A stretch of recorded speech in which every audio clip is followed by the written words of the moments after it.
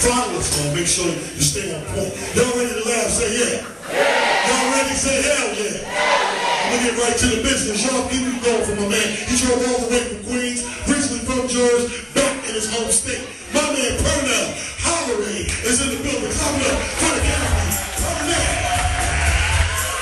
Let's go, man. Thank you very much. What's up, Stress Factory? How y'all feel tonight? That's what's up, man. I want to tell all the ladies in the house, y'all looking good tonight, man. I was looking at every single one of y'all women. Y'all look so good. And besides, it's no longer right to call people ugly anymore, so I won't do that. But yeah, you cannot use the word ugly, people. But what you can say to describe people is that you have a very strong face. Yeah, you can say that, you know. Your face is strong than a motherfucker, you know. You got a face for radio. Yeah, think about it. Don't nobody see you on the radio, you know what I'm saying? It'll be like WUGLY radio.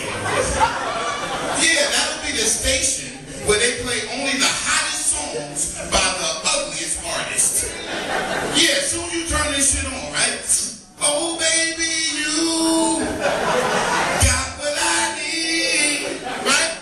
All the ugly motherfuckers, you know, all your favorites. Give me all the chicken heads from Pasadena to Medina, let Big get in between you. See, some of y'all getting sensitive, goddamn. And you know Biggie wasn't no handsome motherfucker, you know. He said it his damn self. Handsome never, black and ugly as ever. Thank you. He said ever. You know you ugly when you compare yourself to a length of time. Yeah, that means you committed to being ugly, you know. There's a commitment there, you know. That's from the cradle to the grave type ugly right there, right there. But I love performing for nice audiences like this, man, because I do some shady ass clubs, man.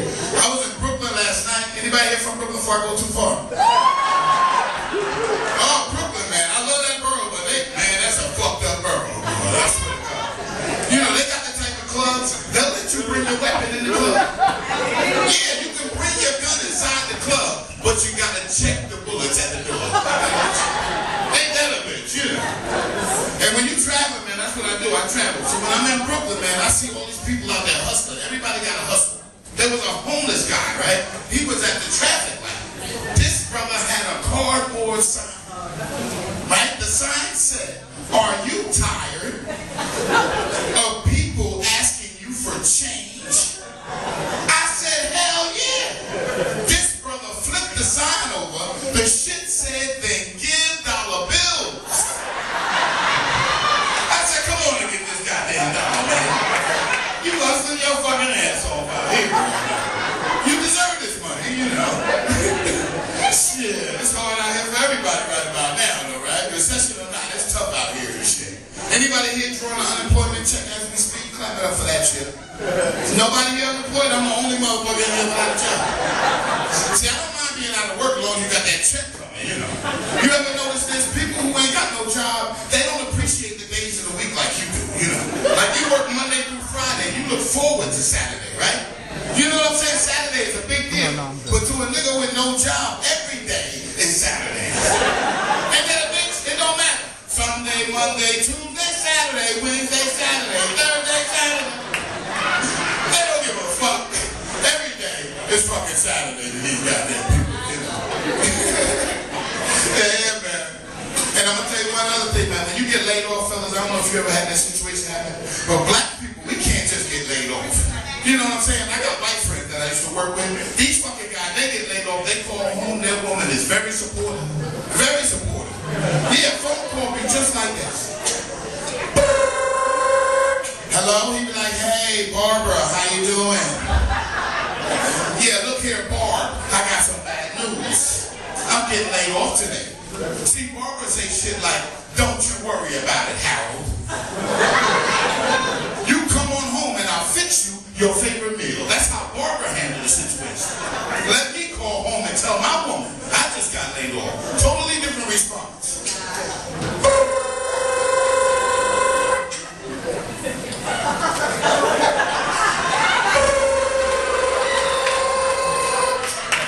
Don't tell me she sleep. Hello, I be like, hey baby, she be like, yeah nigga, what you want, what you want. I say, look here, I got some bad news. Click. You get to the house, they done changed the locks. Right? You knock on the door, your kids act like they don't even know your ass. Right? You be knocking and shit, they be like, who is it? I be like, it's your father. They be like, my daddy got a job. You know these kids do not fuck around, ladies and gentlemen. I ain't lying up here tonight, man. And I swear, man, there's so much going on in the world, man. How many of y'all saw on the news about the little autistic girl in Brooklyn who jumped off the air conditioner? Y'all saw that shit? Yeah, well, that fucked up. She jumped off the air conditioner. Thank God we got neighborhood superheroes disguised as MTA bus drivers. I was happy to hear. You didn't hear the story? Yeah, the little girl was on the 3rd floor in Brooklyn. The mother was in the kitchen cooking or some bullshit. She snuck got on the air conditioner and jumped the fuck off. Yeah, nigga in the uniform quartering shit. Right now they labeled him a hero. But when nobody realized this nigga wasn't even supposed to be there. Yeah, this nigga, if you watch the news, they had the bus double parked in the background. This nigga had 14 people waiting on the bus. While he was running in the house to take a shit. That's really what was going on. It's fucked up though, you know what I'm saying? It's fucked up. You know what I'm saying? And being that I'm originally from North New Jersey, y'all.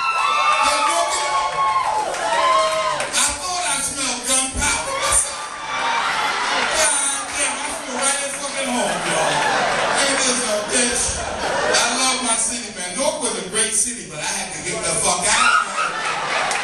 Oh yeah, I'm serious. No bullshit. I love where I'm from, but I had to move. We went to the suburbs. We moved to Hillside. So y'all, what's up with Hillside? That's like the equivalent to the suburbs if you come from North. Shit, we had grass and everything. Goddamn. Couldn't tell me shit when I got that mortgage. But I'm serious, man. I had to leave North. You know why? Because I am not a fighter. That's why. See, to live in North, you had to know how to fight. I'm going to keep it real. If one of your brothers came up to me right now and said, Purnell, when you get outside, I'm fucking you up. Guess what I'm going to do? Stay the fuck inside. Yeah, why go outside and risk getting fucked up? Right? It don't make sense. Right? See, I had 2 fights coming up in my life, y'all, and lost both them shits. Yeah, I didn't mind losing the first fight. You know, because it was my first fight. I figured, what the fuck? But when she whooped my ass again, I said, oh, hell no, Purnell gonna come up with a new strategy for this shit. Right? I figured I'm gonna run from the fight, you know. But I had one of them old black mothers, y'all, who didn't play that running home from a fight scene. You know what I'm talking about? I had one of those mamas who would stop you in your tracks and say either you fight him or you fight me. You know what I'm talking about? I swear, y'all, I came running home one time. My mother was standing there blocking the door like this. She said either you fight him or you fight me. I turned around and seen this big brother coming. I closed my eyes and punched the shit out of my arms. You go at me in this house. I ain't taking no ass whooping for you or that. Fuck that. Kiss my ass. Y'all so stupid. Y'all so stupid. And I see a few of y'all still ain't laughing. Eat your shirts, man. I would never hit my mother, seriously. You know, because my mother hit hard. I'm serious. I saw my mother knock out 3 of my stepfathers. Some of y'all ain't get that stepfather. Yeah, you're not supposed to have 3 stepfathers. You are allowed 1 stepfather per lifetime. I had 3. How the fuck do you get assistant daddies along the way in life? I'll never figure this shit out, but my mother was a genius, goddammit. Please don't go judging my mama. I see the look on some of y'all faces. I love my mama, goddammit. You know what my worst nightmare is, though? I'm 40 years old. My worst nightmare is to actually bump into somebody who went to high school with my mother. Yeah, you find out some shit about mama's past that you didn't want to know. Yeah, the shit actually happened downtown North, right? And I bumped into this guy who went to high school with my mother. Now, I didn't recognize him, but he recognized me. He was like, hey, ain't you Maria's boy? I said, yeah, Maria, that's my mother. And I could tell he was having old sexual flashbacks. Yeah, but he called her by her old nickname. He was like, yeah, oh, Riri. I said, go ahead, man, I don't like what you think they got. You know, he got visions of your mother giving head back in high school. Oh, some shit you just don't need to know about mama's past. Right, fellas? Because you never look at mommy the same after that shit. You know, like after family get-togethers, she'd be like, come on, give mama a kiss. I'd be like, oh, hell no. I heard about your nasty ass. And stay away from my kids, goddamn. Stay away from my babies. I swear. But back to them if you do got kids, though. Let's show them some love. Yeah, look.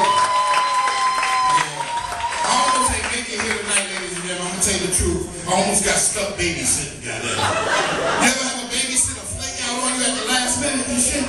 That's a fucked up feeling, right? But I was watching a 2-year-old, ladies and gentlemen.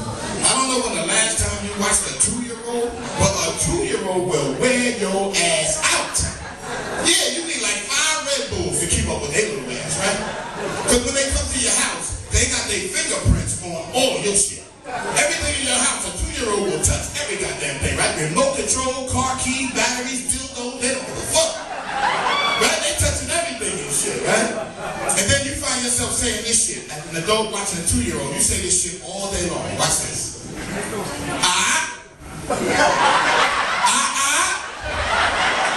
No. Right? With a 2-year-old, you say that shit like 45 times a minute. No. Shit, I got tired of saying the shit, y'all. I went out and bought a t-shirt that said, Yeah, I figured my baby can read sooner or later enough for that shit, right? And then it hit me. I'm talking to the baby. I said, everything that you touch, you want to put in your mouth. But why couldn't your mother be that considerate? Put some shit in her mouth every once in a goddamn while. Maybe we wouldn't need these diapers if she did that shit in the first place. I see some of y'all still slow in the motherfucker. Okay, let me explain. If she had given head, he would never penetrate the vagina. Therefore, there will be no diapers. I ain't got no special education jokes. I got to hang in there with me just a little bit longer, ladies and gentlemen. Oh, man. How many, I always like to shout out the correction officers. Any correction officers in the building? Clap it up. No?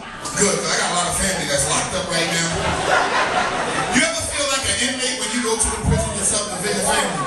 Everybody ever go visit somebody in jail? Let's be honest. First of all, let's start with honesty. Clap if you ever been to a prison to visit somebody. Don't you feel like a fucking inmate when you go in there?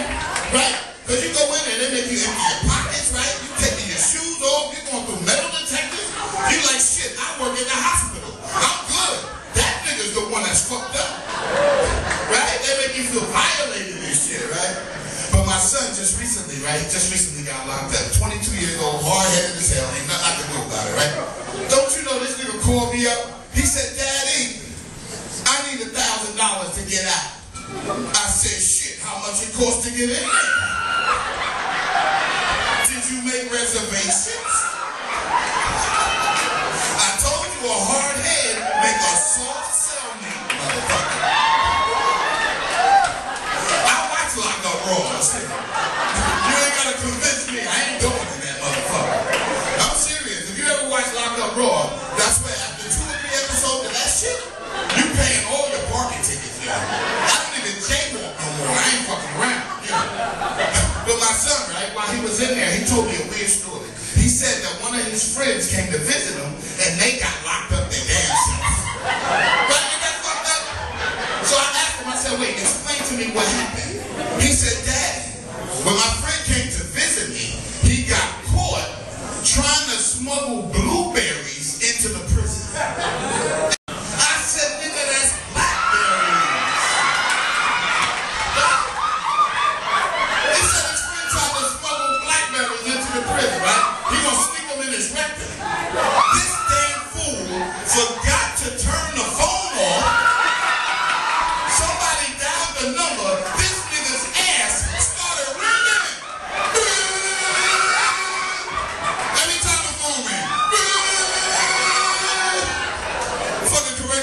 came over, threw the handcuffs on his stupid ass, put him right next to the nigga he was smoking the phone for. They said they got the nigga for making booty